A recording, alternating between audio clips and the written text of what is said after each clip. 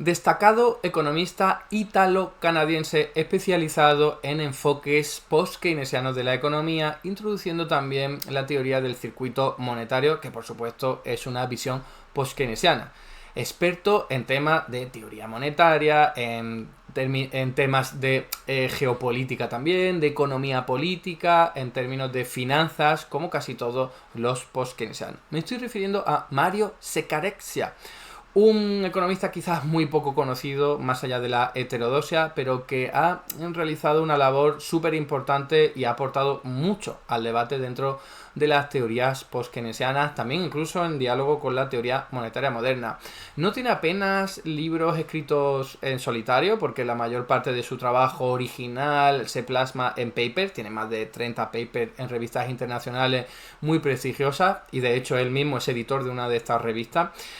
Pero ha escrito muchos libros en coautoría con varios economistas que os sonarán, como Marc Lavoie, por ejemplo, o Louis-Philippe Rochon, del que todavía no hemos hablado, que lo que hacen es profundizar en estas visiones o perspectivas post-keynesianas. De ahí su gran aporte a la academia y por eso lo traemos hoy aquí. Vamos a hablar muy poquito de su vida, porque apenas hay información, y un poquito más de su obra. Como siempre, os traigo aquí una imagen para que le pongáis cara. Mario Sekarecia nació en 1955, concretamente en Galuzzo, en provincia de Caserta, en Italia. Lo que pasa es que a los 7 años ya emigró a Montreal, en Canadá, y por lo tanto él es más canadiense que italiano, aunque tenga la doble nacionalidad. Se graduó en la Universidad de McGill, allí en Canadá, donde obtuvo también el doctorado, y desde 1978 pues entró en la Universidad Ottawa y ya se jubiló allí. O sea, os podéis imaginar la cantidad de tiempo que ha estado. Es en Ontario, en Canadá, insisto. Allí conoció a Marc Lavoie, precisamente un economista del que hablamos hace poquito tiempo y con el que ha no solo escrito varios libros que comentaremos enseguida, sino que también creó un curso para enseñar economía post-keynesiana, algo muy raro, en esa propia universidad, ¿no? Y que seguro que han sido pues una herramienta de difusión tremenda de la economía post-keynesiana en esa zona del país, ¿no? También ha sido profesor visitante en muchas universidades, algunas de las cuales la más importante sería seguramente la Sorbona de París, donde conoció a Alain Parguez, que hablamos de él en otra ocasión, y allí también conoció a Juan Gottlieb, un fuera de serie que también hemos comentado y abordado en otras ocasiones, ¿no? Y me quedaría comentar pues básicamente sobre su vida, que en 2008 pues fue contratado por el Comité de Finanzas de la Cámara de los Comunes de Canadá, contratado, bueno, o invitado mejor dicho, para asesorar después de esa gran crisis financiera tras la caída de Lehman Brothers en septiembre de 2008, y él pues fue convocado para dar recomendaciones de política económica, política monetaria. Hay una crisis aquí bancaria, qué demonios está ocurriendo, arrójanos luz, etcétera, etcétera, ¿no?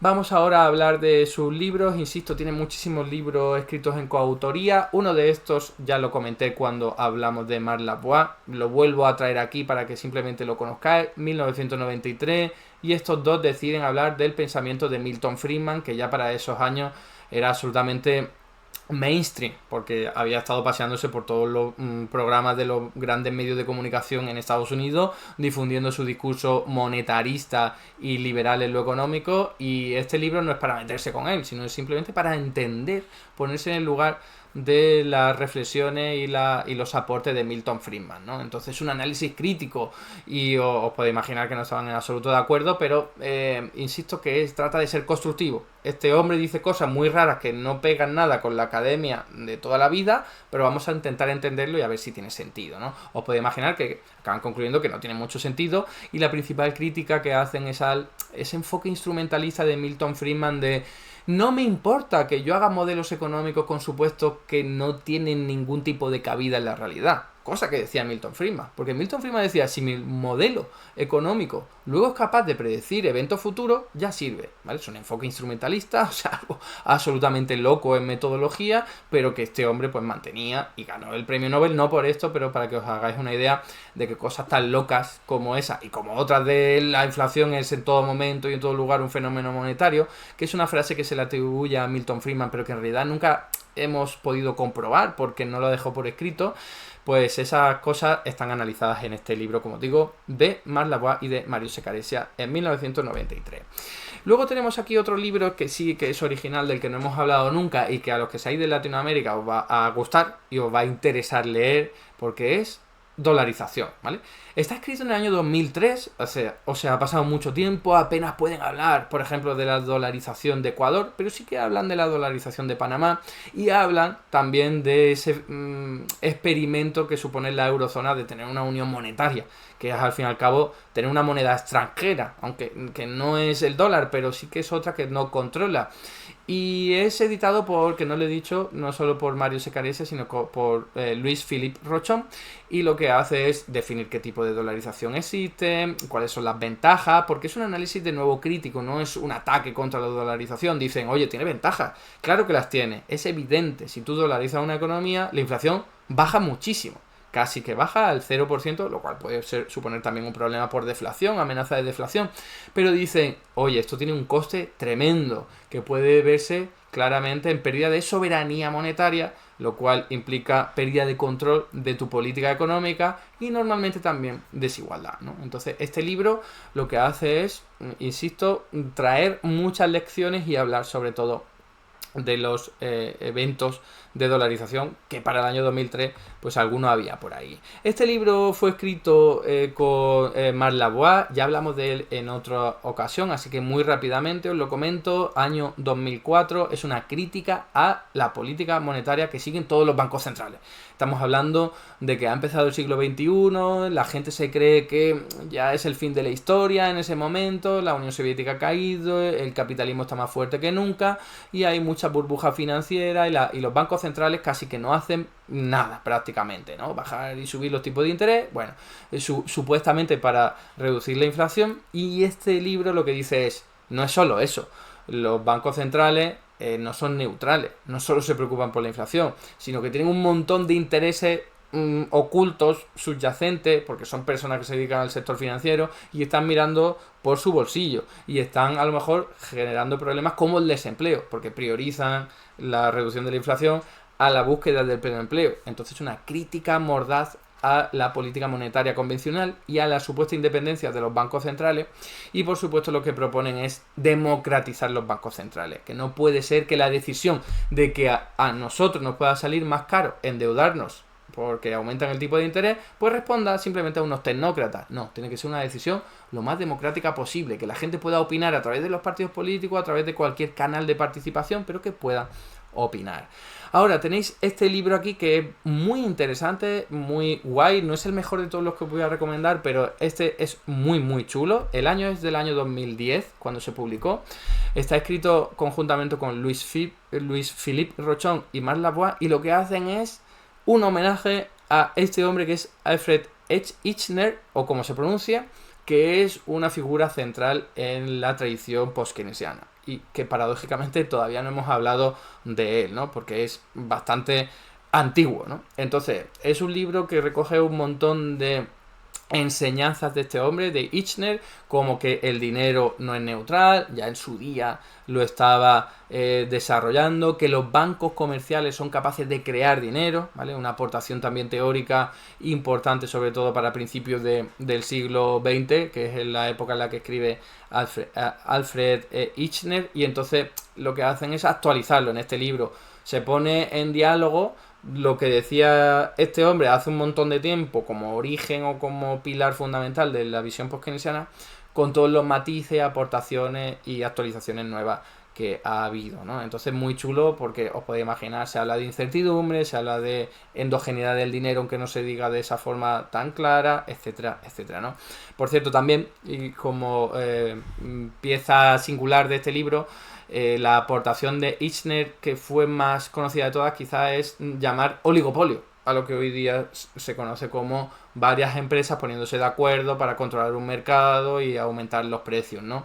Que eso no lo recoge la teoría económica clásica y que este hombre pues puso de alguna forma de moda y diciendo, oye, que las empresas no son simplemente agentes económicos que maximizan su utilidad y sus beneficios, como siempre han contado en la economía dominante, sino que son agentes económicos y políticos que pueden simplemente querer aumentar los precios por cualquier otro motivo, coaligarse con otras empresas, afectar la desigualdad del ingreso, afectar a la intervención pública, corrupción, etcétera, etcétera. Entonces es un aporte interesante de este hombre porque no solo era economía financiera o monetaria, ¿no? Luego aquí os traigo dos libros que yo no he explorado mucho, pero lo comento casi como anécdota. Tiene este hombre, Mario Secaressia, conjuntamente aquí con Hassan Bugreen, o como se pronuncie, dos libros que fijaos la diferencia entre ellos. Los dos escritos, o publicados, mejor dicho, en el año 2010.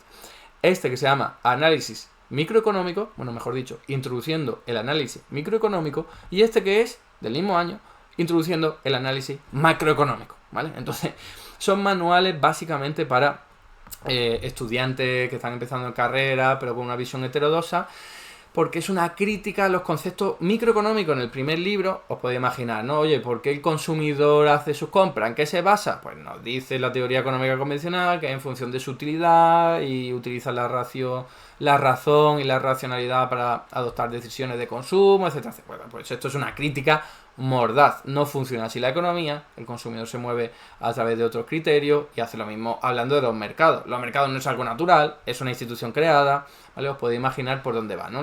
Es una crítica muy chula, porque es desde un punto de vista heterodoxo y de esto no hay mucho a los fundamentos microeconómicos de la teoría económica convencional. Y este libro, el de Introduciendo el Análisis Macroeconómico, es lo mismo, pero para las cuestiones macroeconómicas que son mucho más conocidas, están mucho más abordadas: política fiscal, política monetaria, el papel de los bancos centrales, el papel del Estado, la desigualdad del ingreso pero a nivel de país, etcétera, etcétera, ¿no?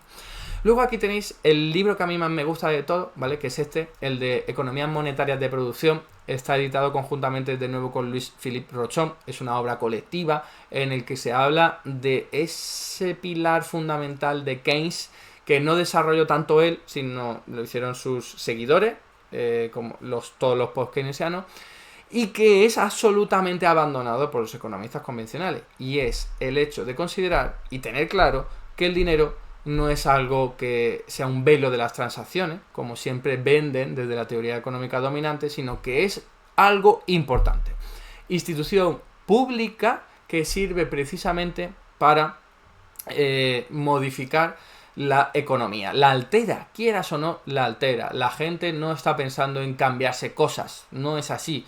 Las economías modernas son monetarias, hay dinero de por medio en todas las transacciones, no es una evolución del trueque y utilizamos el dinero como un velo, no tiene nada que ver. La simple existencia del dinero lo cambia todo, porque la gente quiere ahorrar en ese dinero, porque la gente a lo mejor quiere revalorizar ese dinero, porque la gente quiere trabajar para conseguir ese dinero, en fin, que el dinero no es neutral. Y aquí en este libro lo que se hace es desarrollar toda esta visión absolutamente tradicional, pero con una característica fundamental. Estamos hablando del año 2013, ya ha aparecido la teoría monetaria moderna, ya hay avances en todo lo que tiene que ver con dinero endógeno, etcétera, etcétera, y el aporte de este libro es el de cómo se relaciona todo esto que ya sabemos, de que los bancos crean dinero, que el dinero es fundamental en economías monetarias, con el hecho de que haya un Estado por ahí, que es siempre el enfoque que utiliza la teoría monetaria moderna. El vínculo entre la cantidad o mejor dicho, la naturaleza del dinero que crean los bancos, que eso es muy conocido, con el dinero que crean los estados. Ese vínculo absolutamente estudiado por la teoría monetaria moderna, pero que también estudió la teoría del circuito monetario. Entonces aquí en este libro hay muchas aportaciones que son muy chulas, porque es lo básico del dinero bancario, endogeneidad del dinero, pero dice: oye, que el Estado juega un papel. Y no tiene la misma visión, ni enfoque, ni perspectiva que la teoría monetaria moderna, pero se le asemeja mucho, porque le corresponden, o sea, le confieren al Estado un papel central y nuclear en la existencia del dinero público. Dicen, sí, los bancos crean dinero, pero si no estuviese el Estado detrás, respaldándolo, probablemente no lo podrían hacer de la misma forma. Y es un avance que no encuentras en otros economistas, ni siquiera post-keynesianos, ¿no? Hay que irse a la teoría monetaria moderna para ver esto mucho más desarrollado, y ya os digo que en este libro pues aparecen estos temas. Es un desarrollo de la teoría del circuito monetario que está muy familiarizada con las nociones de la teoría monetaria moderna, incluyendo cosas como que el Estado, cuando tiene déficit público, en verdad eso no se financia, o que el déficit público lo que hace es bajar los tipos de interés, no aumentarlos. Entonces es, insisto, un enfoque post-keynesiano muy, muy interesante y muy cercano y familiar a la teoría monetaria moderna. Bueno, hasta aquí los libros más interesantes que, desde mi punto de vista, que he traído de Mario Secaressia, y espero que os puedan ser de utilidad al menos alguno de ellos. Hasta aquí el vídeo de hoy. Muchas gracias por estar ahí, y si te ha resultado interesante, no dudes en comentar, darle like y compartir, que la teoría económica dominante no se combate sola.